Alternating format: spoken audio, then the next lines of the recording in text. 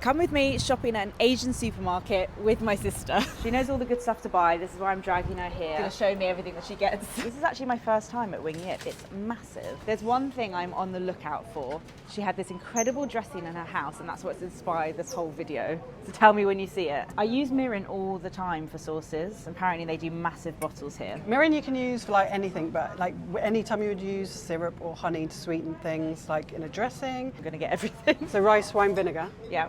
Is like the best thing for instant pickles. Literally, don't need sugar, don't need salt, just chop up like cucumber, whatever you want to pickle, put it in a bowl with that, 10 minutes, perfect pickles. We found it. This sesame dressing is Japanese. Literally in Japan, they like shred cabbage, like a thick coleslaw, and they mix it in, that's what they do with it, and you have it with katsu. Oh my god, it's so good. I tried it the other day in her house. Kewpie mayo, I've got a couple of these at home. It's like a sweet mayonnaise. Really good and mixed with sriracha. Dip anything in it.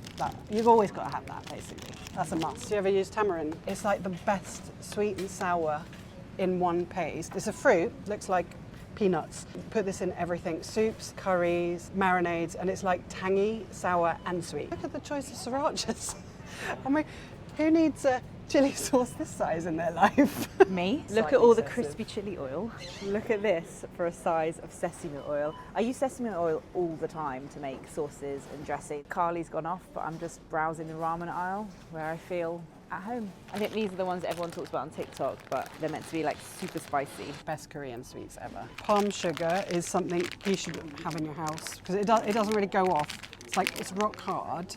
So you use a knife and just chip it off into, you know when you like making a Thai curry and it's just missing a bit of sweetness? Yeah, I was just putting like normal sugar. Yeah, this is the sugar. It's not as sweet as white sugar. It's got like a bit of a brown sugar taste. And you just chip it off. Actually, maybe someone else can advise us what you're actually supposed to do. That's how you're meant to actually use the palm sugar. How'd you break up palm sugar? These were like a staple for me growing up, my after dinner treat. I love a normal lychee, but a tinned lychee with the sweet syrup. Oh, so good. I'm quite fussy with kimchi. There's only some that I like. I don't like it when it's too fishy, but I found my brands and I like them, but you make your own. If you know what you like, then you should make your own because you can choose what to put in it. It's like really, really, really easy to make. All you need to make kimchi is garlic, ginger, and this Korean red pepper powder. This is like the spicy element, but it's also smoky, so it's the flavour that you know, because it ferments, so the sourness comes from leaving it. And you can kimchi anything. Sorry, you just said you can kimchi anything. Is that a made phrase? That up. I don't know. I like it. You knew what I meant. Yeah.